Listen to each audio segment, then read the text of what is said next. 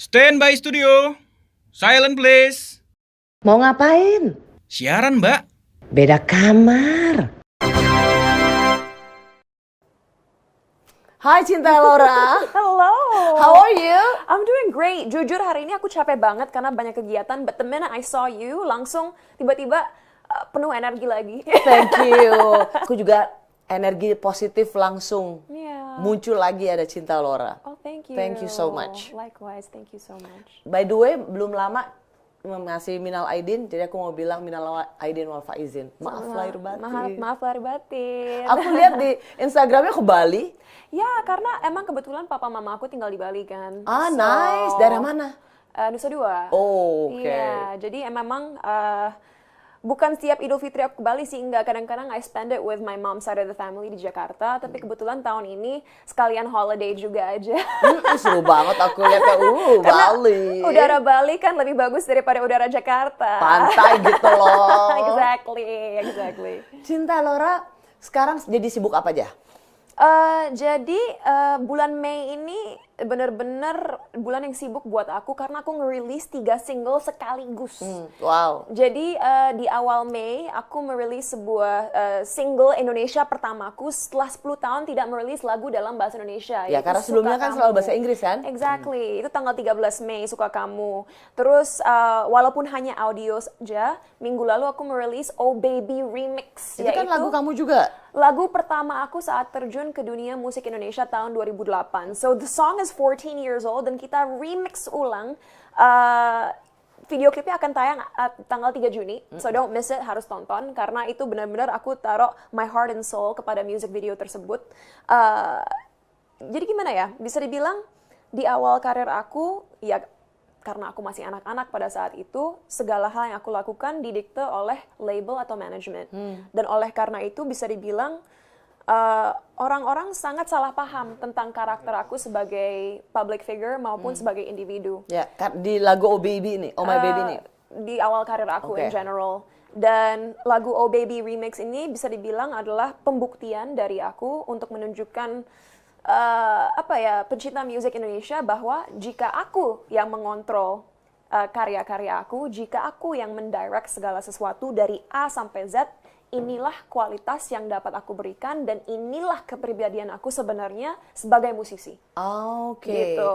So the remix Oh Baby ini, it's really Cinta Laura. It's really me. Dari music video punnya juga begitu karena aku berperan sebagai executive producer dan walaupun aku memilih director yang sangat aku trust, bisa dibilang dia juga memberikan aku kebebasan untuk ikut co-direct kalau ada sesuatu yang tidak aku suka gitu. Dan kebetulan aku juga baru merilis sebuah series bareng Jerome Kurnia namanya Daniel Nicolette. Jadi itu menjadi theme song Daniel Nicolette ini. The remix Oh Baby. Iya, karena aku menjadi DJ di series tersebut. Wow. I'm a young adult who wants to be a professional DJ, terus jatuh cinta dan lain sebagainya. Dan setelah Oh Baby ada lagu It's You. It's You lagi-lagi dalam bahasa Indonesia dan bisa dibilang merangkum mini album aku yang akan dirilis bulan Juni juga. Wow, congratulations Cinta Laura. So, music ada, acting ada, everything. Dan juga aku memulai podcast aku kembali, Bicara Cinta. Good. Yang tentunya mungkin bagi yang tidak tahu adalah sebuah podcast yang target marketnya adalah remaja dan dewasa muda, di mana kita berbicara soal isu-isu sosial yang seringkali dianggap tabu di negara kita atau jarang dibahas. Dan itu penting sekali buat aku karena kalau generasi muda tidak dididik atau tidak diasah cara berpikirnya secara formal di sekolah dan banyak konten-konten yang mereka tonton, I'm sorry to say, tidak berbobot. Mau dari mana lagi mereka bisa menjadi future leaders negara ini. Jadi walaupun memang channel aku niche dan mungkin tidak viral seperti channel-channel YouTuber lain, tapi at least aku berusaha berkontribusi dengan caraku sendiri. Gitu. Itu mulia sekali loh, Thank you. Cinta Laura. Menurut aku gini, Cin. Menurut aku kita sekarang selalu mengejar viral. Viral bagus, itu kan artinya more viewers. Nggak ada yang salah dengan itu. Tetapi sering sekali viral itu hanya bersifat untuk result. Padahal bukan resultnya yang viral, tetapi bagaimana values-nya, impact good impact-nya yang ingin kita tularkan gitu. Memang kadang-kadang segala sesuatu yang bersifat lebih seperti ini nggak akan viral. Kalau agak receh atau pokoknya kontroversi itu yang lebih viral. Tapi nggak apa-apa buat Cinta Laura itu nggak viral. For me, it's not a problem at all karena aku tidak mencari validasi dari orang-orang atau netizen di sekitar aku. Buat aku udah dalam tahap karir aku di mana aku merasa Tuhan memberikan aku platform yang cukup besar agar aku bisa bersuara soal isu-isu yang aku anggap butuh solusi yang tepat secepatnya. Dan, alhamdulillah, I'm very blessed bahwa fan base aku memang kebetulan mayoritas Gen Z dan millennial yang aku rasa cara berpikirnya masih bisa dikembangkan lagi. Dan, aku merasa aku dan tim aku sudah menemukan sebuah formula di mana, mungkin yang nonton channelku bukan 10 juta orang, tapi I think 100.000 orang pun adalah suatu pencapaian yang sangat baik. Dan aku harap itu bisa berdampak sebagai domino effect, di mana lama-lama 100.000 orang itu memberitahukan kepada teman-teman mereka, hey, you need to watch this channel. Ternyata isinya bagus banget loh. Dan itu pun udah aku lihat. 2 minggu yang lalu aku mengunjungi sebuah universitas di Salatiga. Dan salah satu muridnya saat bertanya di panggung, suatu pertanyaan kepada aku, dia bilang, kapan Bicara Cinta tayang lagi? Because I love it so much. Wah, congratulations. Gitu. Thank you.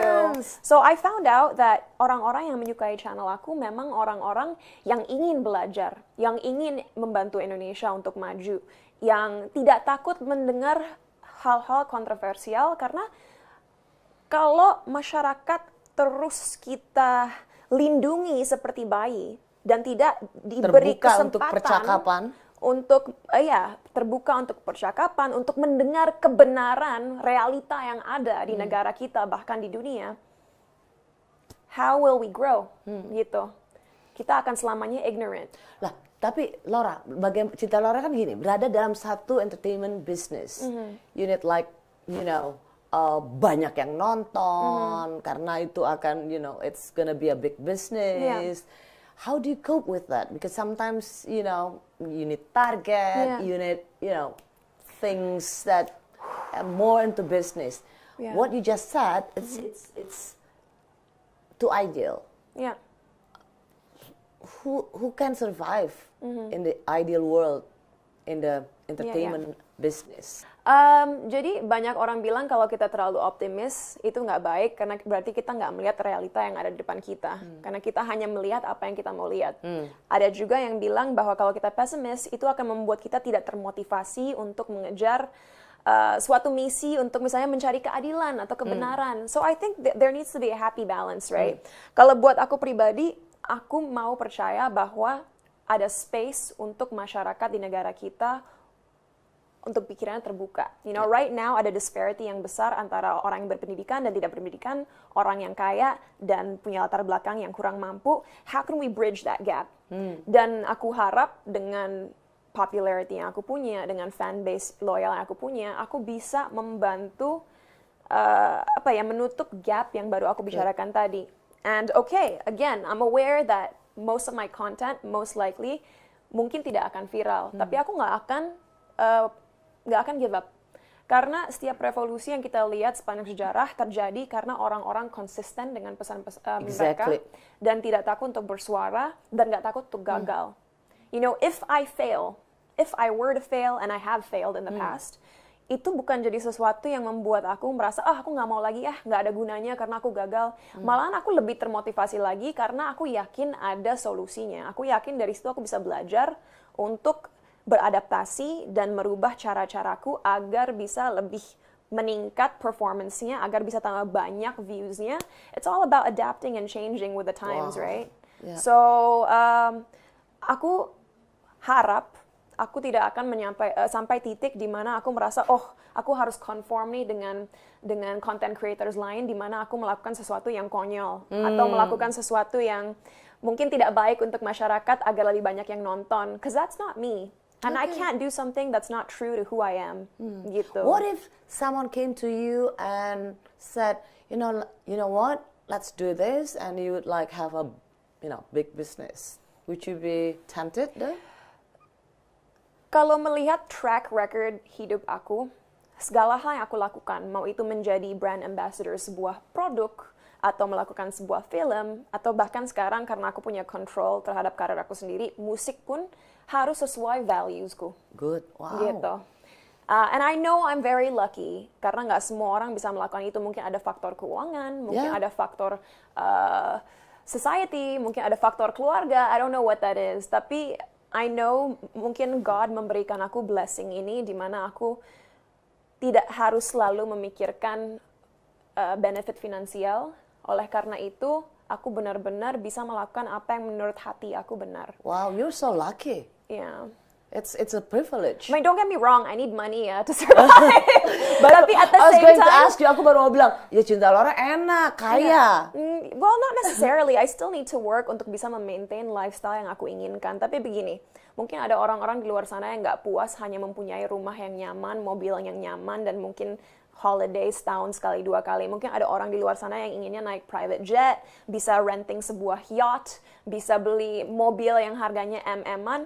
But for me, all those things are very unnecessary. So as long as I have a comfortable home to live in, bisa makan makanan yang menurut aku sehat dan enak, dan bisa mempunyai kehidupan sosial di mana aku bisa menikmati restoran yang nyaman, atau fasilitas-fasilitas yang nyaman, that's enough for me. Yeah. I don't need it to be extravagant. I just need it to be comfortable. Yeah. Gitu. Dan oleh karena itu, aku tidak harus selalu mengambil project yang mungkin secara finansial memberikan aku benefit Banyak keuntungan, bertimpa-timpa. tapi Yeah. the brand is go low. Yeah, I mean, I'm very content with the life I have.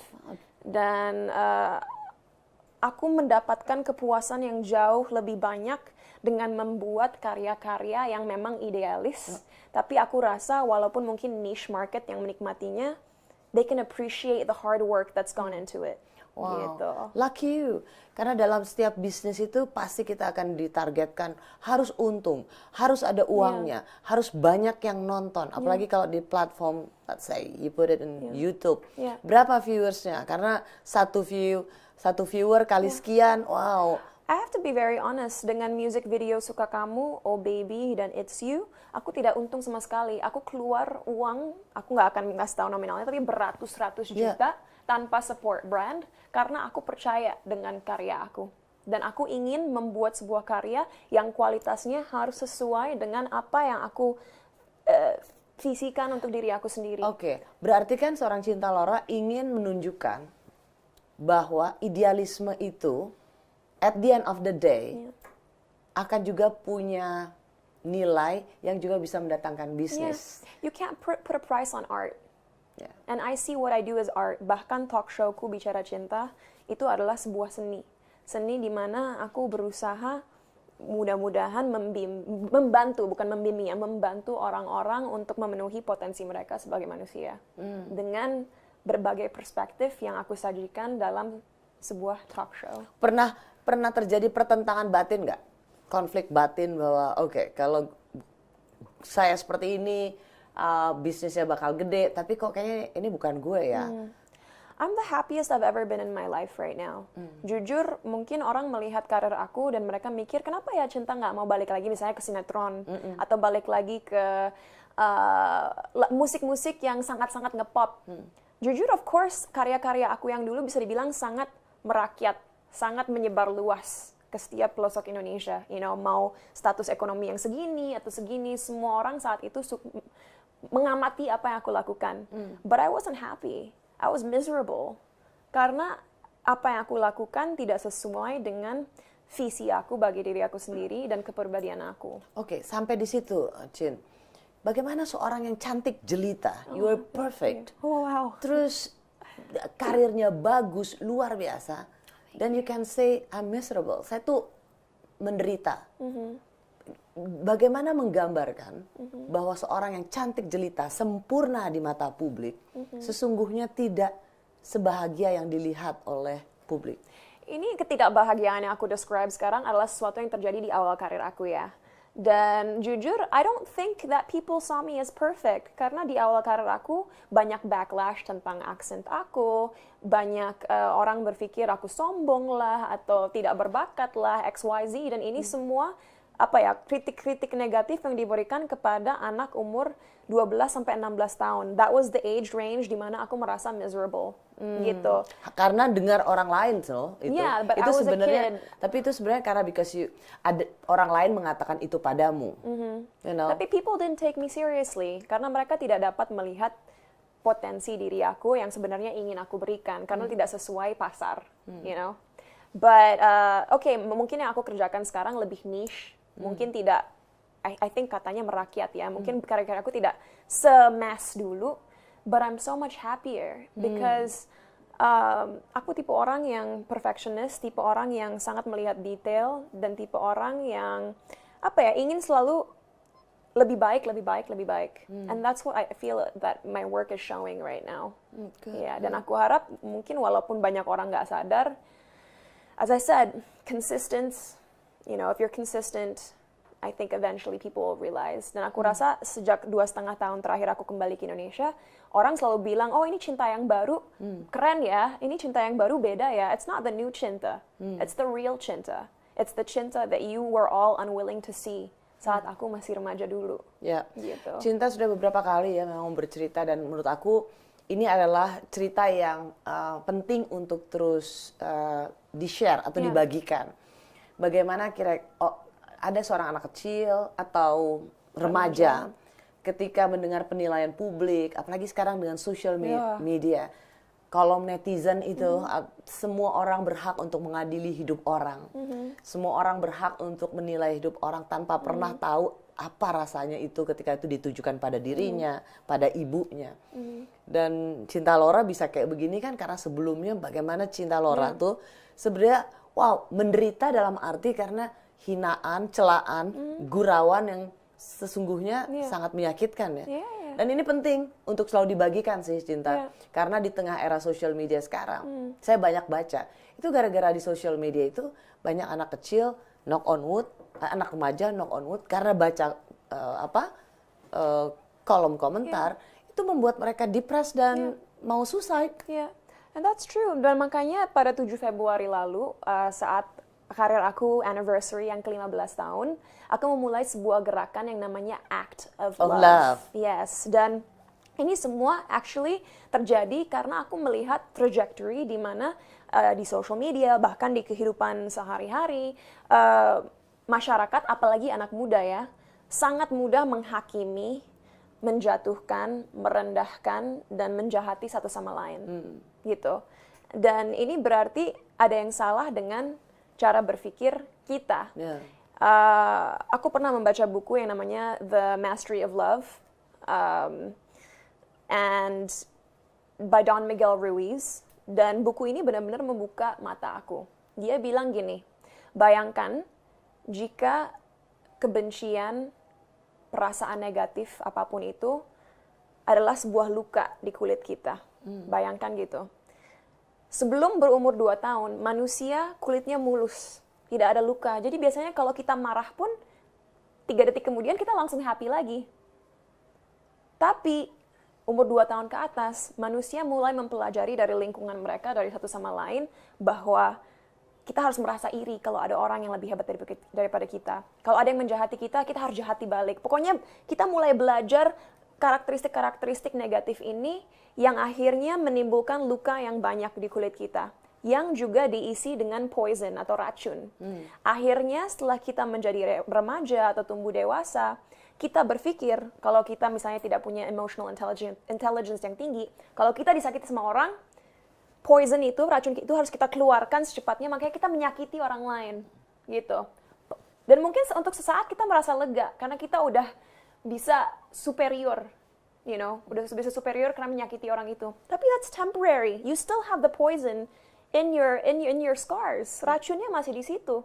Dan akhirnya kita meracuni satu sama lain terus-terusan, dan itulah kita melihat siklus di mana kita menyakiti satu sama lain, menjahati satu sama lain, iri dengki dengan satu sama lain, which means there's a problem with our mindset, you know, yang artinya juga tindakan kita semua didasari oleh rasa benci, rasa iri, rasa negatif-negatif yang aku mention tadi. Dan Act of Love ini adalah sebuah gerakan yang melalui 3 aspek, yaitu pendidikan, kepedulian lingkungan dan juga filantropi, kita ingin merubah mindset anak muda agar mengerti bahwa segala hal harus didasari oleh rasa cinta. Dan penghormatan. And that might sound very idealistic too. Aku dulu waktu pertama dengar orang-orang yang zen ngomong, oh my heart's full of love. Aku mikirnya, ew, you're so cheesy, you're so corny. What do you mean your heart's full of love? Tapi sekarang setelah aku belajar untuk memaafkan orang-orang yang menyakiti aku dulu, dan sadar bahwa mereka nggak berhak membuat aku tidak memiliki hidup yang bahagia dan bermakna, di situ aku baru mengerti, oh, this is what it feels like to have a heart full of love. Saat kita bisa memaafkan orang-orang yang menyakiti kita karena kita sadar mereka sendiri adalah orang-orang yang tersakiti dan nggak tahu bagaimana mengatasi perasaan-perasaan negatif itu, disitulah kita menemukan kekuatan dalam diri kita sendiri dan menyadari, I deserve love, I deserve respect, and I want to give that love and respect to others. Gitu. And that is the act of love. Wow. Cinta, bisa dapat pemikiran seperti ini, of course. Cinta tuh pasti baca buku banget. Sort of. Is it sort of your healing? You know what? Aku bersyukur orang berpikir aku baca buku yang banyak. Aku baca iya.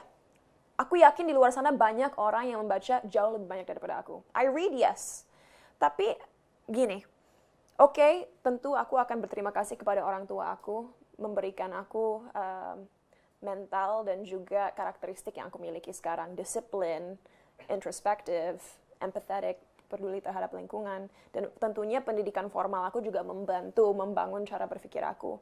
But I also do believe bahwa philosophers atau filsafat yang ada sepanjang sejarah, mereka bisa punya pemikiran yang mereka punya karena mereka sering kontemplasi. I contemplate a lot. Like meditasi, Enggak juga, tapi my brain never stops thinking. Dimana aku kan orangnya lumayan penyendiri ya, nggak terlalu sosial. I don't hang out a lot. I don't do a lot of social activities. Jadi bisa kalau aku di rumah atau lagi duduk di mobil, aku ngelihat keluar tiba-tiba banyak pemikiran-pemikiran yang timbul di otak aku. Misalnya, aku kasih example ya. Aku punya teman yang tumbuh besar dalam lingkungan broken home, yaitu mama papahnya separate waktu dia masih sangat kecil. Dan nggak tahu gimana aku lagi kontemplasi di mobil. Tiba-tiba aku mikir, apakah kebutuhan manusia untuk memiliki dua orang tua sebuah konstruksi sosial?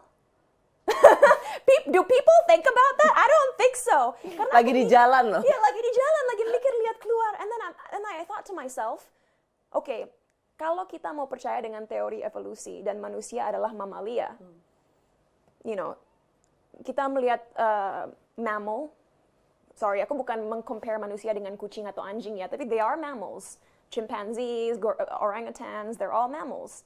Kalau mereka nggak tumbuh besar dengan papa dan mama, mereka mentalnya nggak rusak, So, apakah konstruksi sosial sepanjang sejarah manusia kita diajarkan bahwa kalau kita hanya tumbuh besar dengan seorang ibu atau seorang ayah, berarti kita akan secara emosional dan secara mental tidak bisa berfungsi atau senyaman orang-orang yang punya kedua orang tua yang harmonis relationship-nya. So, kita nggak usah bahas ini sekarang karena ini bisa sejam. But aku pernah cerita ke teman aku bahwa otak aku berfungsi seperti round table. Dan kamu bisa dapat itu dari manapun. Iya, dan ini bukan karena baca, lagi ngelihat keluar jendela aja. And then I'm just like, is having two parents a social construct? So, jawaban pertanyaan tadi adalah bagaimana bisa punya pemikiran seperti ini. Mungkin blessing dari Tuhan dan kontemplasi. And I think a lot of philosophers contemplate. Dari situlah mereka bisa come up dengan berbagai paradigm yang sekarang menjadi sebuah school of thought atau pembelajaran buat academics. Yep. Yeah. Papa mama juga ikut banyak ngobrol sama Cinta. Mama aku adalah seorang pengacara, tapi seperti Reese Witherspoon di film Legally Blonde. She's smart, but at the same time she has a very vibrant personality. Dan dia punya social skills yang sangat baik. So, everybody loves my mom. Aku jarang ngobrol, aku nggak pernah ngobrol philosophical discussions dengan mama aku sih. Papa aku orangnya seperti encyclopedia. Oh, Like dia benar-benar tahu Kamus sejarah. berjalan. Yeah.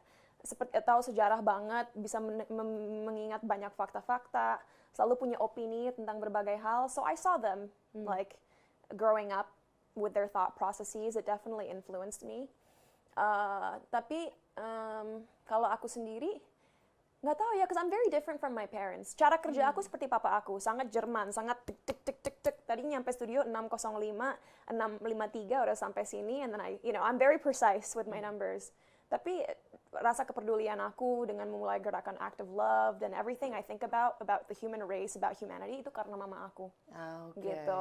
But the way I think, kayak ngelihat keluar jendela, mikirin konstruksi sosial dan lain-lain, aku nggak tahu dari mana sih.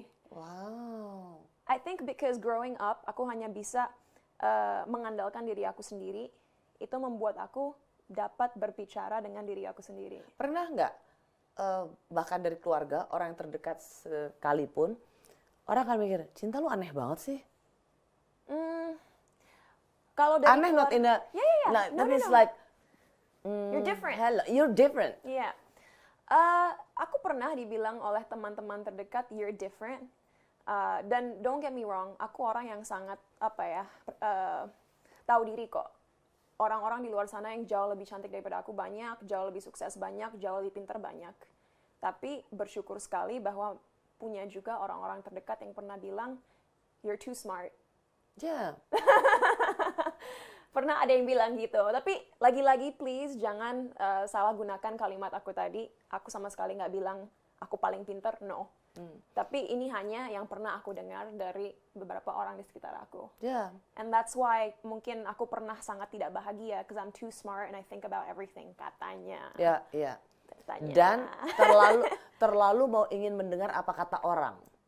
Back then iya, sekarang nggak segitunya. Iya, terlalu ingin mendengar kata orang dan itu membuat seorang Cinta Laura tuh langsung jadi kayak nggak percaya diri. Dulunya ya, iya. tapi sekarang nggak. Good. That was cinta like mungkin cinta dari 2007 sampai 2019, tapi 2019 sampai 2022 enggak sama sekali. Itu yang harus Cinta Laura bagikan loh ke banyak perempuan.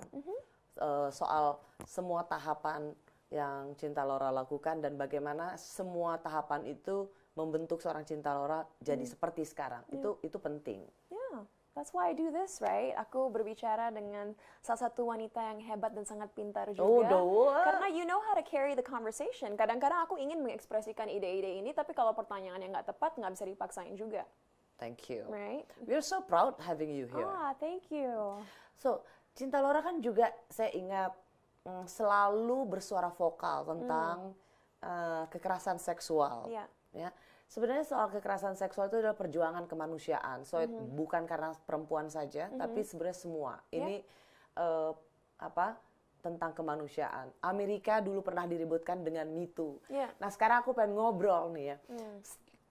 Ini sebenarnya terjadi di Amerika, Yes. Oke? Johnny Depp sama Amber Heard. Yeah. Ya. Tapi Indonesia itu rame sekali. Itu jadi trending topic. Yeah. Apalagi belakangan Kate Moss ikut menjadi saksi. Banyak artis yang jadi saksi ya. Iya, sebagai ex pacarnya Johnny Depp. Yeah. Ya, aku ngikutin tapi memang nggak mungkin sepanjang sidangnya.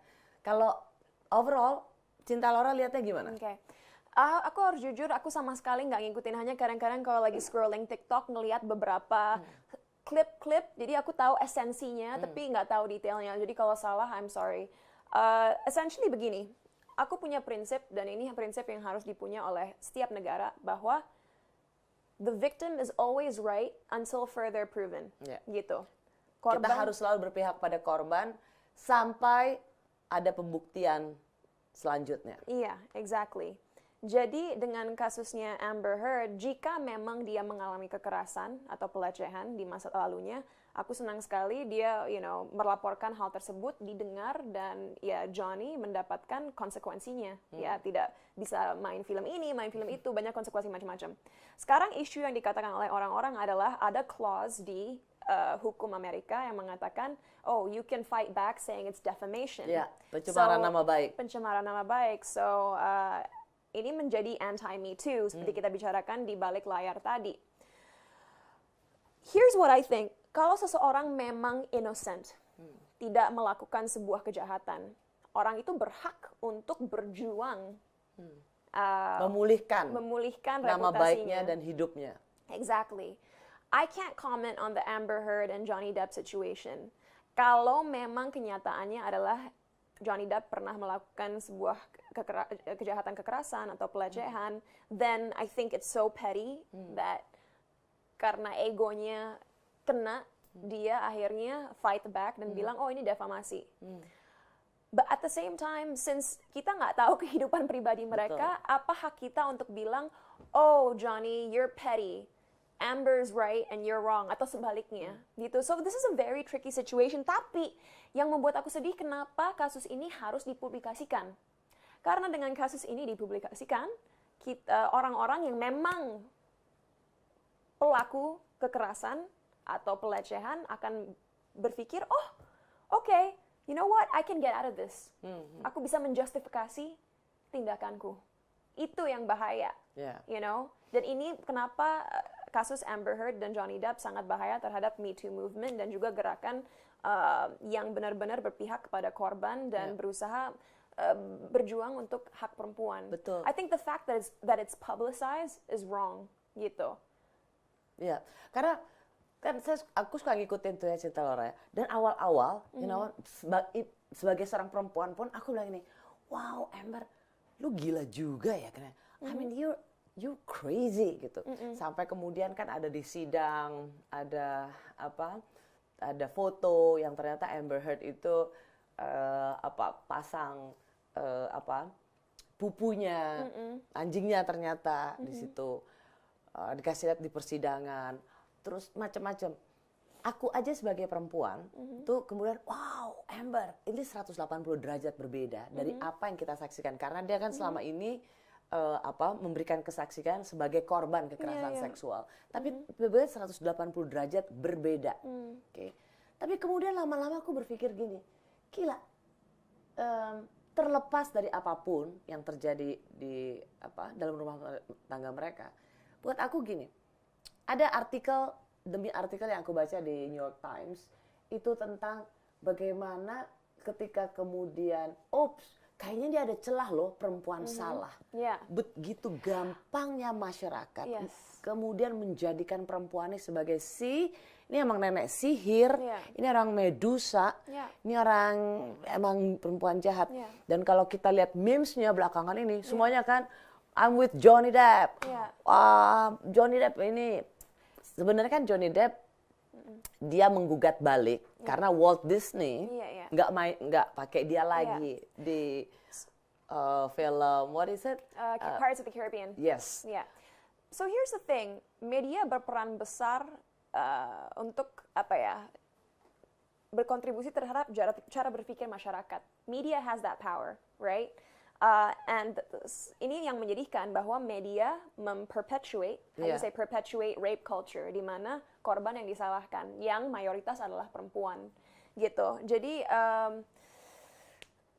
makanya job kita sebagai public figure, sebagai orang-orang yang punya platform, punya suara adalah membuka conversation agar orang-orang sadar bahwa kita nggak boleh langsung berpihak pada satu sisi, like Johnny or Amber, atau di masa depan ya siapapun pelaku dan korban, karena there are always two sides of the story, so we have no right to judge, but realize why this is wrong. Tunjukkan kenapa apa yang kita lihat sekarang sangat buruk dan mempertontonkan.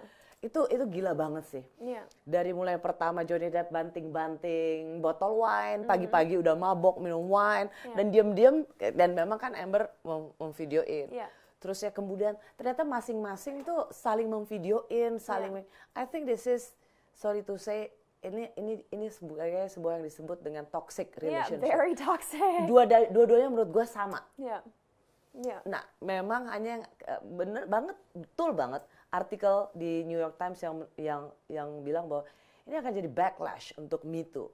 Karena Amber itu kan dulu disimbolkan sebagai kekerasan dalam rumah tangga, dan kemudian terbukti bahwa dia dengan mencoret lukisan, Till We Die, ada pisau dan sebaliknya, ada dengan Elon Musk dan macam-macam. Saya bilang, wah berat loh ke depannya Me Too yang dulu jadi campaign pertolongan pada korban, gerakan untuk memberikan perlindungan pada korban dengan seperti ini itu kayak backlash. Tapi ini adalah bukti bahwa manusia itu broken.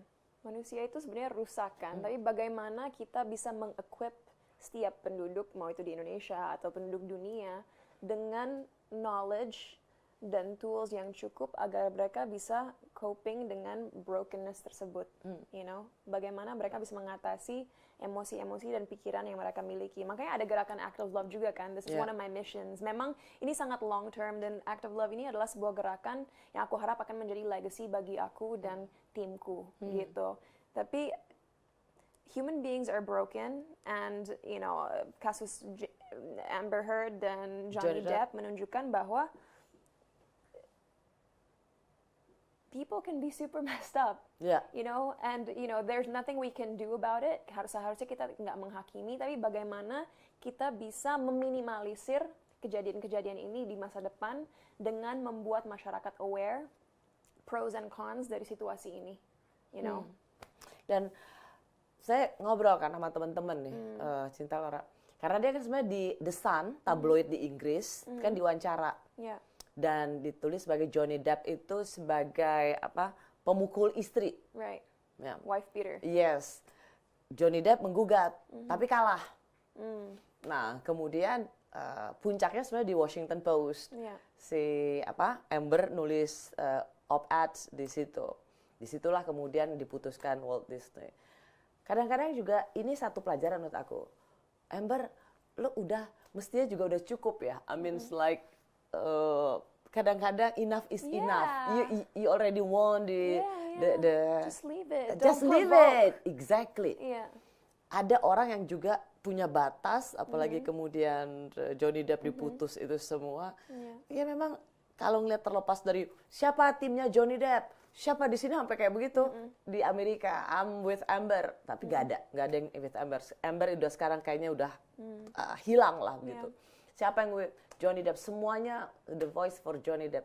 Tapi emang selain ini toxic relationship, emang buat saya juga ini satu pelajaran buat kita semua, terutama para perempuan gitu. Karena bagaimanapun juga Me Too itu masih terus harus diperjuangkan.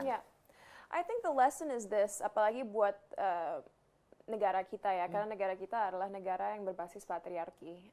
Yang kita harus ajarkan kepada masyarakat, apalagi bagi perempuan dan laki-laki, adalah Me Too movement atau feminism bukanlah sebuah gerakan yang ingin menjatuhkan laki-laki atau memandang laki-laki di bawah perempuan. All we're asking for is equal opportunity. Ya. Equal opportunity adalah beda dengan equal. Equal itu terlalu ambiguous, kata yang terlalu ambiguous. Bukan karena harus selalu sama, tapi kesempatan yang sama. Kesempatan yang sama, gitu. Dan, you know, aku berharap kasus Amber dan Johnny tidak memberikan ide kepada orang-orang yang berkuasa di negara ini untuk menggunakan kekuasaan mereka untuk keluar dari kesalahan yang mereka perbuat. Exactly. Karena itu berarti sama saja kita terus-menerus menormalisasikan tindakan-tindakan kriminal yang dapat berdampak negatif, nggak hanya secara psikologis terhadap korban-korbannya, tapi kalau ini terjadi kepada demografik yang luas dan besar, kita juga mengurangi potensi negara ini untuk maju. You know, if we're breeding a society that's traumatized, that's scared, and you know, unable to fulfill their potential as citizens, ini kalau kita mau bicara numerik ya, bisa berdampak kepada ekonomi negara ini. Because I'm sorry, kita nggak bisa menjadi ekonomi keempat terbesar di dunia pada tahun 2045 kalau kita hanya mengandalkan 50% dari penduduk negara ini, yaitu laki-laki. We need women too.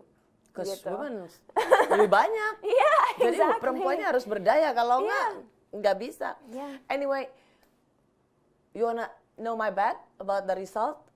Kira-kira juri ini? Oh, sure. Kalau aku, I don't know. Semua kan akan bilang Johnny Depp menang. Dimenangkan oleh juri. I think, you know what I think? Ini hanya ini loh ya, hasil melihat live-nya berjam-jam.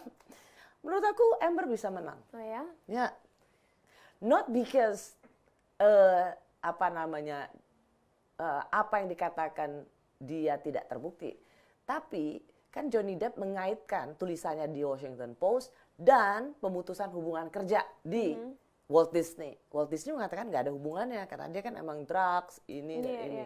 Jadi kalau melihat materi perkara harusnya itu nggak ada hubungannya. I don't know. Tapi pasti akan rame lagi. Aku kurang ikutin, so I can't say.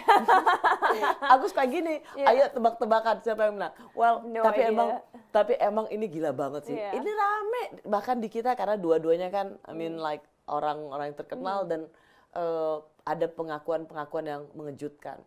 Nah, ada isu-isu juga. Kita sudah bicara soal bagaimana perempuan harus selalu bersuara, diberdayakan. Baru-baru ini kita juga dengar soal LGBT, ya kan?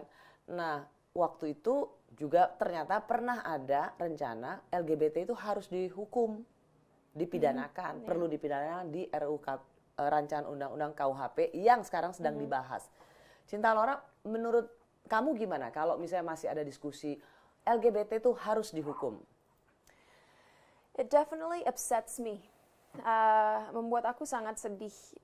Mungkin pertama aku memberikan sedikit konteks. Akhir-akhir ini banyak orang-orang yang punya platform besar, mau itu di YouTube atau di media, mungkin berbicara tentang komunitas LGBTQ+, tapi mereka selalu mempreface diskusi mereka dengan bilang, oh, saya tidak apa-apa ada LGBTQ+, tapi saya tidak setuju dengan cara hidup mereka. If you don't agree with someone's way of living, nggak usah dipublikasikan juga. You know what I mean? Just keep it to yourself. Gitu. Karena kenapa hal ini dikriminalisasi seperti orang yang membunuh orang lain? You know, it's like saying, I know that there are murderers, but I don't agree with their way of living. It's so stupid to have to make a disclaimer like that. Karena masalah LGBTQ+ ini tidak bisa disamakan dengan tindakan kriminal. This is, you know, no matter what your sexual orientation is, you are human. Ini tidak seharusnya menurut aku ini dimasukkan kepada diperbincangkan from a humanitarian perspective, because as human beings kita layak untuk merasa aman, nyaman, layak menjalani hidup kita seperti apa yang kita mau selama tidak berdampak negatif atau bahaya kepada orang lain gitu. Dan you know, aku merasa orang-orang yang menghakimi suatu komunitas atau minoritas berarti tidak paham dengan sejarah negara mereka sendiri. They are uninformed. Karena, maaf kalau aku nggak bisa kasih example yang spesifik, tapi dalam budaya Indonesia, you know, kalau nggak salah di Jawa Tengah, bahkan di Kalimantan pun, ada beberapa kelompok-kelompok indigenous yang melakukan ritual-ritual di mana kadang-kadang laki-lakinya akan berperan sebagai perempuan dan melakukan sebuah tarian. And that's cultural. That's part of our culture. Gitu. So, menurut aku, permasalahan soal komunitas LGBTQ+ saat ini adalah cara orang-orang yang punya agenda politik atau sebuah agenda bisnis untuk mendapatkan support dari mayoritas yang cara berpikirnya sempit. Tapi di kita masih banyak loh yang homofobik. Yeah, but aku selalu merasa bahwa orang yang homofobik tidak nyaman dan tidak secure dengan dirinya sendiri dan orientasinya. Because if you're secure with who you are and know what you want and what you like, kita tidak akan terganggu dengan gaya hidup atau cara hidup orang lain. Yeah. You know, and I know maybe this conversation is quite complex dan mungkin tidak akan mudah dipahami oleh banyak orang, tapi pastinya sebelum pemerintah atau masyarakat mau campur tangan ke dalam hidup pribadi orang lain, Ya, negara nggak boleh. tolong pikirkan masalah-masalah sistemik yang ada di negara ini dulu. You know? Ya. Negara tidak perlu interfere dalam kehidupan privat seseorang, termasuk soal seksual, orientasi seksual. Yes. Cuman gini, ini menarik. Kemarin saya dinner dengan beberapa sahabat. Di antaranya itu adalah seorang pemikir yang sangat progresif. Yeah. Dia bahkan cenderung disebut liberal. Oke. Pembicaraan ke pemikiran-pemikirannya. Terus kita sampailah pada pembicaraan soal LGBT ini. Terus dia bilang gini, saya sangat menghormati mereka, menghargai mereka. Saya memberikan mereka hak hidup. Yeah. Tapi kalau itu ada dalam keluarga saya tidak bisa menerimanya. Wow, that's contradictory. Ya, dan jadi menarik perbincangan itu karena memang the fact adalah bisa menerima itu di sekeliling kita saja itu sebenarnya sudah sangat cukup mewah bagi masyarakat Indonesia karena banyak juga yang homofobik. Tapi mereka yang menerima saja itu maksudnya mengakui bahwa mereka ada di antara kita. Itu belum tentu memiliki kebesaran hati untuk menerima apakah itu bisa terjadi dalam keluarga mereka.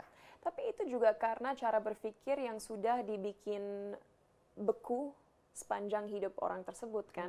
Mungkin karena budaya di mana ia tumbuh besar dan juga tradisi-tradisi yang ada, ia merasa bahwa itu adalah sebuah tabu walaupun menerima. So I think the key is right now dalam gak hanya institusi pendidikan kita ya, tapi kehidupan kita sehari-hari lewat media apapun itu, kita mengajarkan kepada masyarakat bahwa there are people who mungkin kalau menurut lensa society kita berbeda gitu. But they're not criminals. They're not criminals. They're just people living their lives. Dan kenapa menjadi masalah untuk kita melihat seseorang bahagia menjalani hidupnya seperti apa yang dia mau? Why are you so threatened by people being happy with who they are? Gitu. Whatever they choose to be. Gitu. Jadi sikap Cinta Laura pada mereka adalah kita harus bisa mereka hidup. And who are we to say that we're normal and they're not? Sorry, lagi-lagi, ketika sesuatu adalah sebuah konstruksi sosial, itu berarti cara berpikir tersebut dibangun oleh manusia yang sendirinya tidak sempurna dan mempunyai pikiran-pikiran subjektif yang belum tentu benar. Cinta, kalau misalnya kemudian ada orang yang bilang begini, iya itu kan Cinta Laura, bukan orang Indonesia. Orang Jerman, makanya pemikirannya kayak begitu. Bagaimana Cinta menjawabnya? I think that's so silly and not true. 50% dari darah yang mengalir di tubuh aku adalah darah Indonesia. My mom adalah orang Indonesia, pure, asli, Jawa dan Sunda gitu. Dan aku juga sudah tinggal di negara ini untuk sangat-sangat lama. Dan semua yang aku lakukan dalam karir aku, dalam kehidupan sehari-hari aku adalah hal-hal yang aku harap dapat berkontribusi terhadap kemajuan negara ini.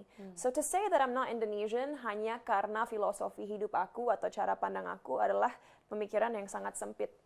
Dan tentunya lagi-lagi orang tersebut atau komunitas tersebut yang mengatakan itu sangat insecure dengan dirinya sendiri dan tidak yakin dengan prinsipnya sendiri. Karena kalau mereka merasa mereka benar, ya udah, perjuangkan kebenaran yang kalian percaya tanpa harus menghakimi atau membuat orang lain terlihat buruk gitu. There's a way to win without making other people look bad. For the record adalah bukan berarti Cinta Laura yang looknya misalnya half bule, half Indonesia, kemudian dianggap pemikirannya ini karena orang bule. No, yang di Amerika sana juga banyak sekali yang konservatif. Yes. Don't judge people by the look. Jangan dipikir yang bule-bule di Amerika sana kemudian dianggap lebih liberal. No, sekarang Amerika itu lagi dilanda konservatisme. Exactly. Itu kurang lebih jauh bule daripada seorang Cinta Laura, tapi mereka kembali ke nggak hanya di Amerika, di Prancis pun hampir ada seorang presiden wanita, ada sampai politisi wanita yang terpilih sebagai pemimpin negara tersebut yang mempunyai value-value yang sangat-sangat konservatif. Jadi jangan dikira yang bule itu pasti liberal. Sekarang hampir semua negara tuh kembali ke pemikiran konservatisme. Nah, kembali kalau kita bicara ya soal politik gitu. Kita mau Pilpres 2024 loh.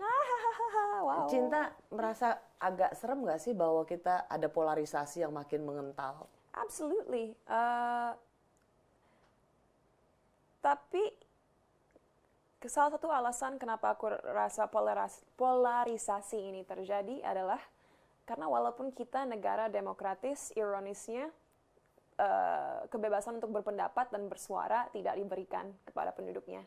At least nggak seutuhnya. Karena aku lihat dalam 5-10 tahun terakhir, kita makin banyak ngelihat censorship, penyensoran di media kita, di dunia digital, bahkan di kehidupan sehari-hari kita. Yang berarti kita tidak memberikan masyarakat kita informasi seutuhnya untuk bisa menganalisa situasi yang ada dengan sendirinya. You know, we're only giving them a fragment of information, dan akhirnya mereka membuat interpretasi sendiri dan mulai membuat kelompok-kelompok yang semakin menyebar kebencian dan menjatuhkan satu sama lain. Yeah. You know, first of all, we're not giving the people of our country tools to think critically. Second of all, we're only giving them fragments of information, treating them like babies. So then, you know, akhirnya mereka menggunakan akhirnya mereka menggunakan evidence atau bukti-bukti yang hanya memvalidasi cara berpikir mereka sendiri. Ya. Ya.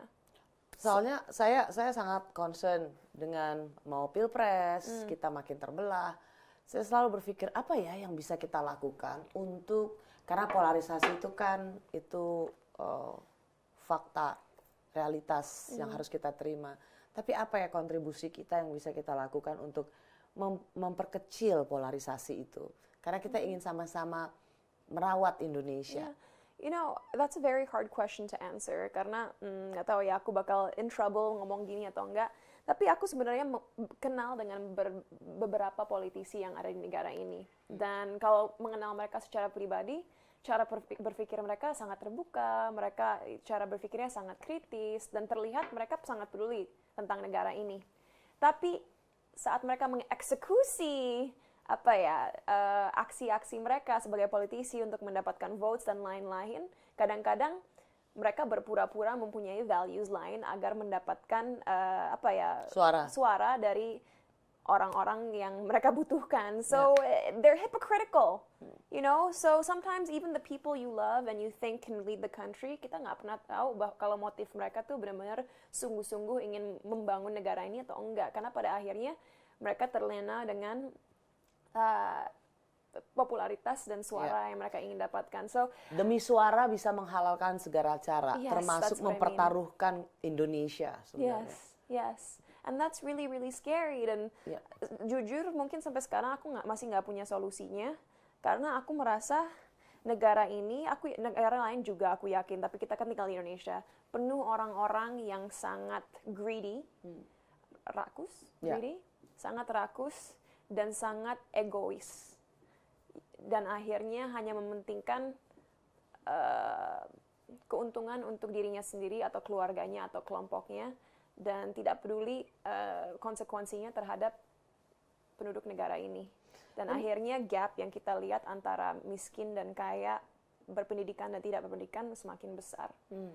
Kira-kira kalau mau jadi endorser untuk partai atau para capres nantinya, Aku pernah ditawarin beberapa tahun yang lalu, but I was like, no. Sorry, no amount of money can help me, will make me sacrifice my values. Kan Oprah juga bisa menjadi endorse-nya Obama, Oprah Winfrey. Tapi aku nggak kenal Oprah Winfrey secara pribadi, tapi mungkin dia benar-benar percaya dengan values yang diekspresikan oleh Obama, and that's her right. But right now, aku belum menemukan. Ini masalahnya seorang Cinta Laura belum menentukan siapa yang dia, yang you have faith in her. Saya sebutnya her or him. Belum menemukan. Jadi jangan hanya menjadi endorser karena ya udah deh, nggak enak atau for business. Dan pernah actually beberapa tahun yang lalu aku mensupport salah satu kandidat presiden, dan itu aku lakukan for free karena memang ingin mensupport orang tersebut, bukan karena dibayar. Gitu. Tapi I don't know, for 2024 aku belum menentukan. Gitu. Kecuali kalau udah percaya, and you do it, ini harus for the record, jadi nggak dibayar ya seorang Cinta Laura ketika mengendorse calon presiden. Sama itu nggak dibayar. Zero. Ongkos pun enggak. Just to clarify, sekecil itu pun enggak. Jadi 2024 kalau belum, ya memang belum ada seseorang yang membuat Cinta Laura itu punya kepercayaan pada dia. Kalaupun ada juga tetap nggak akan Yeah. bukan untuk bisnis. Apapun bisa terjadi dalam 2 tahun ke depan. I mean, look at RUU TPKS, you know, butuh kalau nggak salah kira-kira 10 tahun sampai akhirnya disahkan, dan sampai 2019 lalu waktu kita selesai pemilu, banyak dari aktivis kita berpikir, okay, you know, this seems like it's never gonna happen karena selalu dikeluarkan dari list of priorities DPR. Tapi ternyata tahun 2002 ini akhirnya bisa. You know, so you never know, maybe ada keajaiban lain dalam 2 tahun ke depan yang akan membuat kita anak muda lebih optimis bahwa negara ini bisa berkembang ke arah yang lebih baik. Wow. Yeah. Sebenarnya Cinta Laura itu apa? Kalau bilang, mengapa seorang Cinta Laura still have faith in Indonesia? Punya keyakinan pada Indonesia? Because we've always been a great country in essence. Kalau kita melihat sejarah negara kita, you know, yes, negara ini sangat beragam, tapi dengan berbagai kerajaan yang dulu ada, berbagai pemimpin yang dulu ada, kita melihat bahwa negara ini penuh potensi dan selalu membuat progres yang membanggakan gitu. You know, dari dulunya decolonize, akhirnya bisa independent, dan sekarang, you know, bisa dibilang secara teknologi, at least di kota-kota besar seperti Jakarta, mulai mengejar negara-negara yang sudah developed. You know, we see that Indonesia is always keeping up with the world trends. Dan kita punya banyak sekali orang yang kompeten, tapi mungkin masih belum terdiscover karena mungkin mereka brain drain, pindah ke negara lain, atau mungkin ya they work in silence gitu. Tapi harapan terbesar aku bahwa orang-orang yang sangat bertalenta ini dan punya potensi tidak lagi menjadi diam. I hope they don't continue to become silent minorities. Speak up, because it will help other young people have faith in our country. Gitu. So you still have a faith in Indonesia? Of course, very much so. Kalau enggak, aku nggak akan mengorbankan kehidupan pribadi aku dan kebahagiaan aku untuk kembali ke Indonesia tahun 2019 lalu. You know, there was a time in my life where I was like, you know what, what's the point? You know, people don't understand me here. I can't be myself. Mendingan udah stay di US aja atau di Eropa. It's easier untuk kehidupan pribadi aku. But then I was like, no, that's selfish. Karena aku orang yang lagi-lagi sering kontemplasi dan introspeksi. Dan aku bertanya kepada diri aku, pada akhir hidup aku, apa yang ingin aku capai? Apa yang membuat aku bahagia? Dan yang membuat aku bahagia bukanlah menjadi orang yang egois dan hanya meng-cater kehidupan aku untuk diri aku sendiri. I realize what gives me great joy is being able to empower other people, untuk bisa memberdayakan orang lain. Dan makanya sering sekali kalau ditanya, Cinta, you're privileged. Dan aku selalu jawab, kalau aku menggunakan privilege aku untuk memberdayakan orang lain, untuk memudahkan hidup orang lain, itu berarti privilege yang aku miliki adalah sebuah anugerah dari Tuhan yang memperkuat aku untuk bisa melakukan aksi-aksi yang berdampak positif bagi orang lain. Gitu. Ini definisi yang harus banyak didengar orang. Yeah. Privilege itu nggak haram. Yeah. Sering sekali, iya, dia udah dapat privilege. Ya. Dan sebagai perempuan, kita bilangnya perempuan. Ketika kita mendapat privilege adalah kita harus gunakan privilege itu untuk bisa membuka jalan bagi banyak perempuan atau bagi banyak mereka yang less privilege dibandingkan kita, supaya mereka bisa punya opportunity yang sama. Yeah, exactly. Itu yang disebut dengan privilege. Kadang-kadang kita privilege, okay, that's it. Kita sebenarnya harus bisa menggunakan privilege itu untuk membuka akses bagi banyak orang supaya mereka punya dapat kesempatan yang sama. Kembali ke act of love kan, kenapa orang suka menggunakan privilege sebagai suatu hal yang negatif? Karena mereka penuh iri, penuh kemarahan, penuh kebencian, kegelisahan, sehingga mereka merasa untuk meredakan kemarahan itu untuk saat mereka menjatuhkan orang lain dengan bilang, iya, lo mah gampang, lo privileged. But that's, again, the mindset we need to change. Hopefully in the future, orang-orang yang melihat orang lain mempunyai privilege bisa mengatakan, okay, orang itu punya privilege, tapi aku harap orang itu menggunakan privilege tersebut untuk membantu kami yang tidak berdaya atau merasa tidak berdaya. Of course there are awful people out there. Ada orang-orang yang mempunyai privilege di luar sana yang hanya peduli tentang dirinya sendiri. Plenty. But kalau terbukti bahwa orang tersebut memang berusaha yang terbaik untuk bisa membantu orang lain, don't shut them down. Be happy that there are people out there who want to help. Because most people are selfish. Yeah, that's good. Yeah. Aku rasa itu moral cerita yang baik sekali. Jangan kemudian kita hanya karena memang banyak orang melihat privilege, kita lagi macet, ngiung. Yeah. Pengen nah itu memang kadang-kadang membuat orang jadi kesel sama orang dapat privilege, like orang lagi macet. Nah, itu memang privilege yang memang menyebalkan. Kadang-kadang kalau lagi macet kayak gitu, kan saya suka selalu terganggu. Ya kan, karena semuanya juga macet. Kenapa ada orang yang dengan berisiknya harus, saya tahu polisi juga dia sedang menjalankan tugasnya, tapi look, kita juga lagi traffic jam gitu. Tapi tahu nggak, instead of memaki or cursing them, saya bilang dalam hati gini, ya semoga dia atau keluarganya sedang membutuhkan pertolongan in emergency, supaya kita nggak usah jadi meng-curse atau mengutuk yang membuat energi negatif, ya. Jadi aku cuma aja say to myself, ya semoga saja keluarganya lagi emergency, dia sendiri lagi membutuhkan pertolongan sehingga dia mau butuh jalan cepat. So that gives me the positive vibes instead of like maki-maki di jalan yang macet. So that's all we need, the positive vibes. Exactly, and aku baru berpikir tadi sedikit ngelamun. Dunia ini adalah dunia yang jahat. The world is evil. Tapi bagaimana kita sebagai individu bisa mengurangi kejahatan yang ada di dunia ini dengan berperilaku dengan baik dan juga mempunyai hati yang penuh cinta tanpa iri dengki dan kebencian. And if kita bisa melakukan itu untuk diri kita sendiri dulu, aku harap lagi-lagi kita akan melihat domino effect di mana lama-lama orang-orang akan terpengaruh dengan kepribadian dan perilaku yang kita punya, and hopefully the world will become a less evil place. Gitu. Keep fingers crossed. All we need is love. Yes, exactly. Kita agak terlalu serius, supaya sedikit kita chill out. Kita mau main games. Sure. Let's play a game. Let's play games. Ada 4 amplop. Okay. Nah, 4 amplop ini. Nah, pilih dua dari 4 ini. 2 out of 4. You have to pick it up. And then I don't know what's inside, but you have to do what's it's written inside. Okay. No. I was eyeing this one. Okay, challenge dance suka kamu. Okay, yes. Pas banget. Okay. Trust me, baby. 3, 2, 1, kan ku hitung mundur. Kau kini kan menghampiriku. 1, 2, 3, kau yang ku cari. Jangan buatku pergi.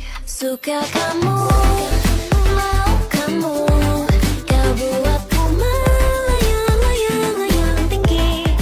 Me baby, 3, 2, 1, kan ku hitung mundur. Kau kini kan menghampiriku. 1, 2, 3, kau yang ku cari.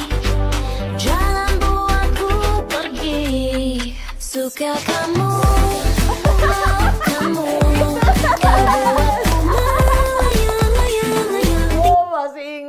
Masih. Ini akan rilis lagi ini kan? Udah rilis. Ini Suka Kamu, lagu yang aku rilis tanggal 13 Mei lalu. Yaitu lagu bahasa Indonesia aku pertama setelah 10 tahun gak ngerilis lagu bahasa Indonesia. So makanya aku ingin mengingatkan fanbase aku dengan lagu-lagu aku yang sangat feminine dan pop dulu.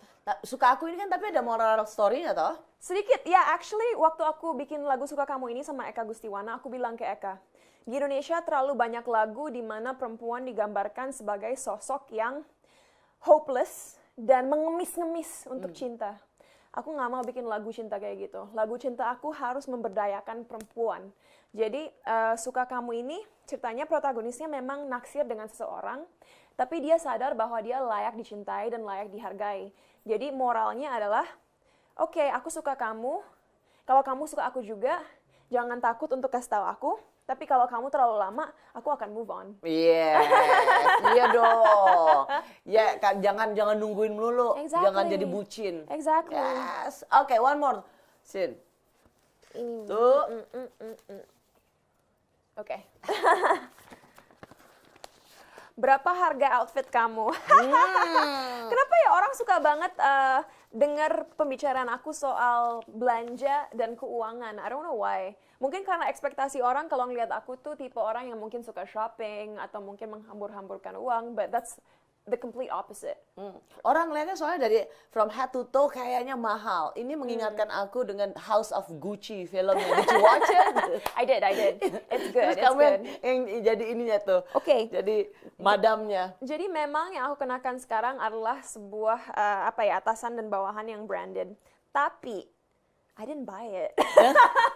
Itulah keindahan dari mempunyai seorang stylist. Di mana kalau koneksinya bagus, ia bisa bekerja sama dengan brand-brand ternama. Dan kita menggunakan outfit itu untuk event-event yang kita lakukan. Dan menurut aku itu lebih ekonomis dan lebih baik juga. Kenapa? Karena sebagai public figure, biasanya kita hanya bisa pakai sesuatu sekali. Can you imagine berapa banyak uang yang kita akan buang gitu aja kalau kita misalnya beli sesuatu yang super mahal terus hanya pakai sekali? Ya, karena nanti dia bilang itu kan udah pernah dipakai kemarin, gitu kan? Exactly. So it's such a waste of money. But don't get me wrong ya, aku nggak mau orang-orang berpikir aku munafik. I like nice things. Dan kadang-kadang aku akan membeli sesuatu hal yang mahal. Tapi bukan berarti itu menjadi sebuah habit atau rutinitas karena dari kecil aku selalu diajarkan untuk menaruh segala sesuatu dalam perspektif. Oke, dengan belanja sesuatu dengan harga misalnya 20 juta, berapa orang yang kita bisa gaji? Berapa orang yang kita bisa kasih makan? You know? So sometimes since I work so hard, aku ngerasa memang aku deserve untuk membeli sesuatu yang mahal. Tapi itu nggak akan aku lakukan sering-sering karena I think it's such a waste of money. Dan uang itu bisa aku investasikan, bisa aku donasikan. Like there are so many ways that my money can be put into good use. Dan shopping untuk barang mahal secara rutin bukanlah caranya dan itu juga bukan keputusan finansial yang pintar. Wow. Yeah. Soalnya begitu tadi pas masuk mataku langsung ini Lady Gaga di House of Gucci atau bukan? I love Gucci, but like nggak selalu baju-baju aku bermerek. Sepanjang itu pokoknya gratis, oke ya.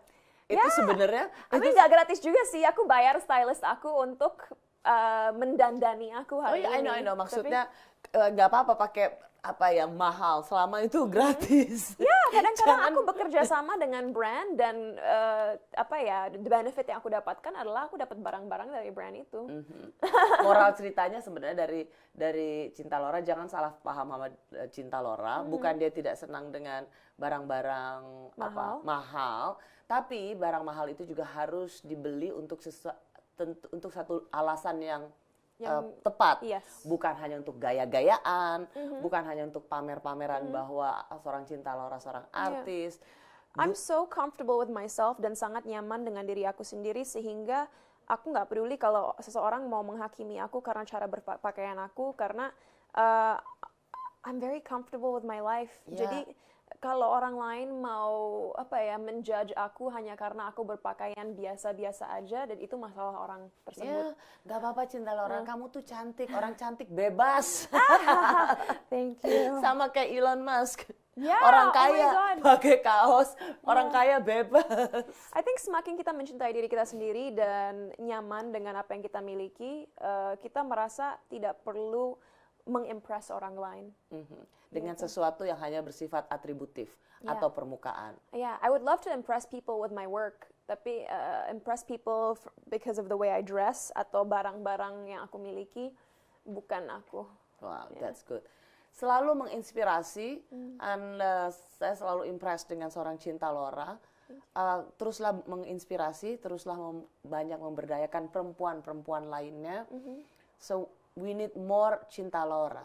Thank you. Terima kasih banyak ya Cinta Laura. Jangan bosan kalau aku panggil-panggil lagi untuk mendiskusikan banyak hal. Dan siapa tahu nanti kita gosip lagi untuk mengatakan, see I told you, yang menang Johnny Depp atau Amber, bener kan bet gue.